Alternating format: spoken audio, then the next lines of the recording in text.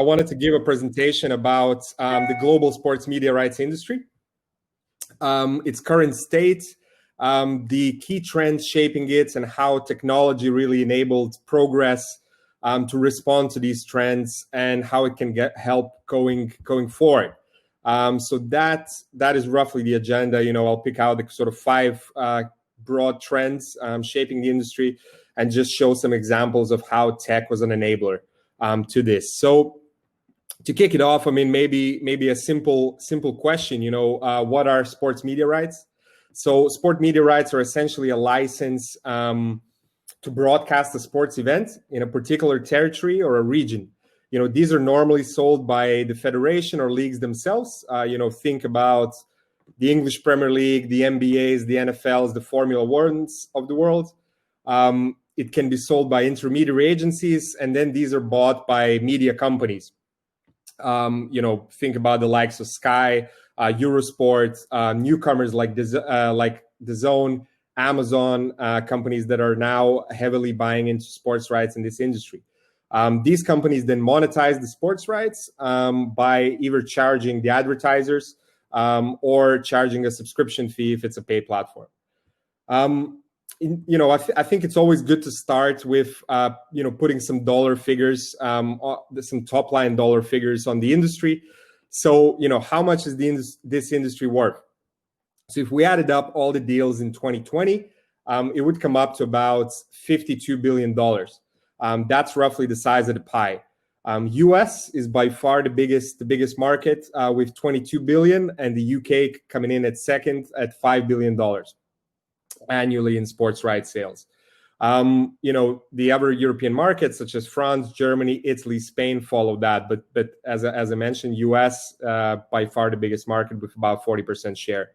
So the industry is growing at a healthy pace, about 6% CAGR between 2014 and 2021, though these are sort of pre-COVID estimates. So we'll see, obviously, how the industry responds to that, and I'll touch upon it later, in terms of, plenty of changes coming, which obviously presents challenges, but also opportunities to be seized.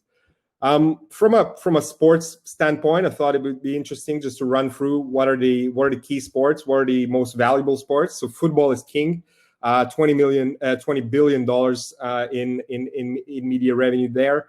American football second, basketball, which is the fastest growing sport by media rights value, is third, followed by baseball, and then U.S. college sports rounding off the top 5.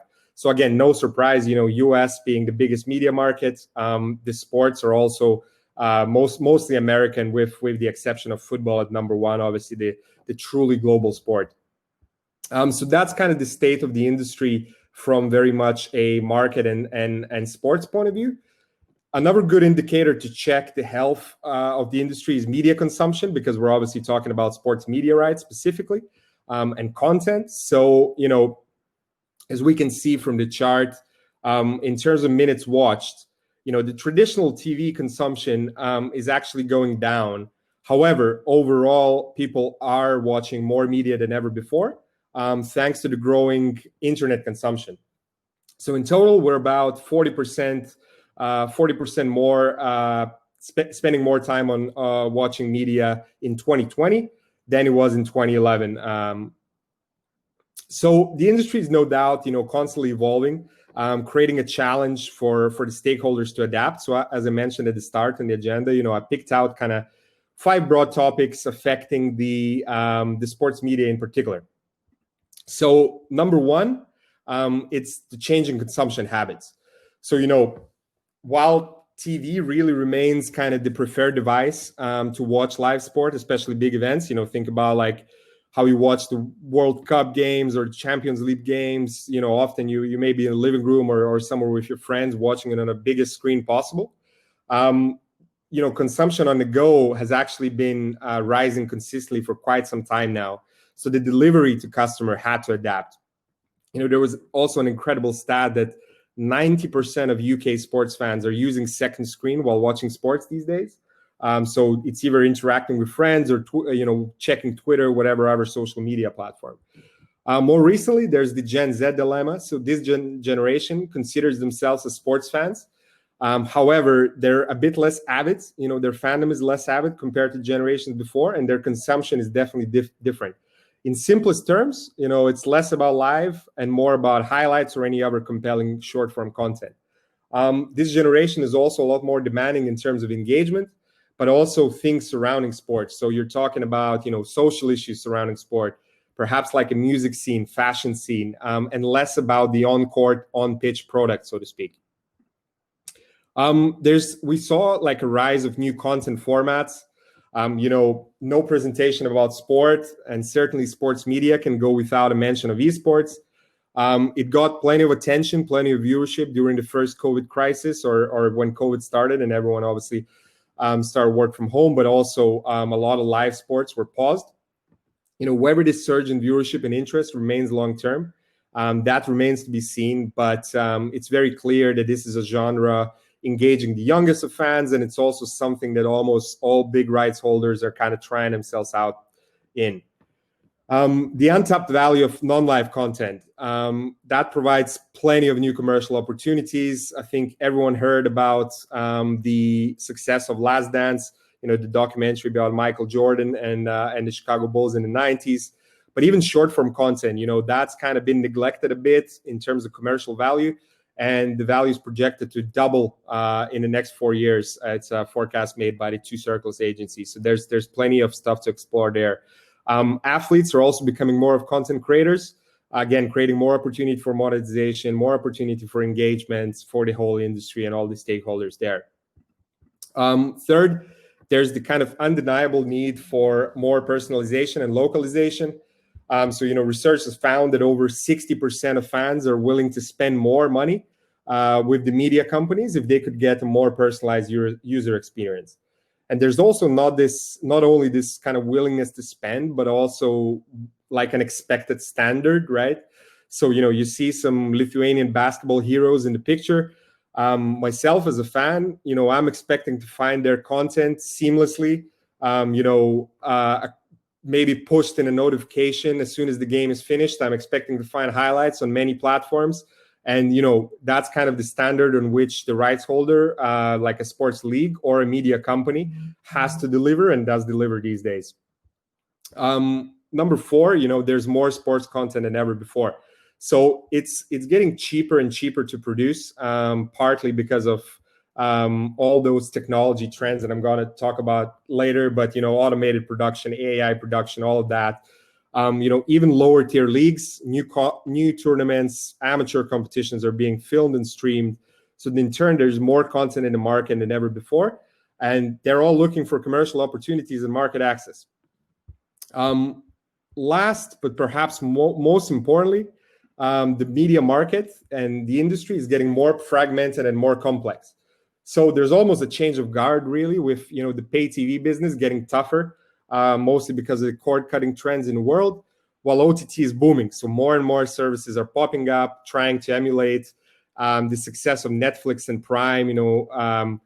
Rights holders are becoming media companies themselves, so creating their own solutions, their own services to show directly to fans. So if 10 years ago, my beloved NBA was one of the few having their innovative NBA League Pass, now it's kind of more of a standard.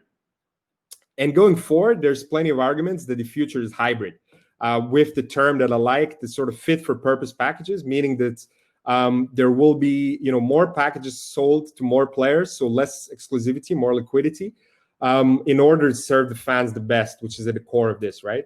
So in reality, this means that a football league might show some live games on a free-to-air machine like the BBC. This might sell the other games to pay TV channel like Sky, sell short form to YouTube, to TikTok, and then create docuseries, with Netflix. So as such, rights holders have to be as smart, as well informed, and as nimble as possible. So where does the technology come into this? So really, it has been the enabler for the industry to kind of successfully respond to these trends. So content delivery, incredible innovation in this field. Long gone are the days where TV is the only way to watch sport, right? Just check services like DAZN, ESPN Plus, and countless others delivering on any device at any time that customer wants to watch sports. production, something I mentioned briefly before. Incredible innovation with automated AI production, enabling more efficient capture of sports content. We also saw terrific examples of 5G only production, BT Sport at Wembley, smartphone only production of live games, which the NBA did. There's amazing companies like WSC out there with automated highlights production, enabling personalization to a ridiculous level. As I mentioned, wherever you want, highlights of LeBron James, Steph Curry, Luka Doncic, or Giannis Valanciunas, you can get it directly to your inbox, social media handle immediately after the game these days, enabled by this incredible tech. Viewer engagement, we went from, as an industry, we went from broadcast in the literal sense of the word, where it's one experience for everyone, to a world where, everyone can be a media personality, streaming on Twitch, attracting thousands of viewers. But also there's plenty of personalization opportunities to pick from when you're watching sports, right? Who calls your game, whether it's an influencer, a professional, maybe some stats on the screen, endless opportunities. So the question I kind of want to raise, I guess, towards the end of this talk, really, with technology enabling this tremendous progress in sports media, have the commercial processes behind it kept pace? And the answer really is not quite. Commercial processes and also kind of the deal making has really kind of remained largely the same over the years, somewhat still holding us back, I think, as an industry, and just, stopping us from reaching the real full potential. And that's where kind of Content Arena comes in. I know how much everyone loves a good sales pitch in keynotes, so I'll keep it brief, I'll keep it super high level, and hopefully just give some context on our journey, which could be interesting. So, seeing these inefficiencies in the market, we started off as purely a B2B marketplace for sports rights, connecting, buyers and sellers around the world with an aim to really democratize the market for sports rights, transparent access, and again, connecting a seller A to a buyer B on the opposite sides of the world digitally, rather than old school way offline, where you have to, it's a bit of more of a people's business, and you got to travel, and all of that things.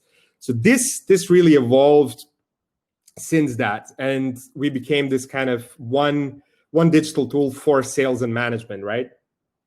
So providing the market with one digital tool, capturing every single part of a media rights process, replacing the old school tools, and given the trends that we highlighted, kind of helping the rights holders to respond to the changing market. So anything from opportunity identification to creating those fit for purpose packages, to using us as a potential digital sales channel, to then generating those insights and commercial reporting, and sort of tweaking your strategy to really automating some, if not most, processes, maximizing your time, and again, allowing yourself to use time more efficiently, and make better decisions. So, as a company, we're definitely at the start of the journey.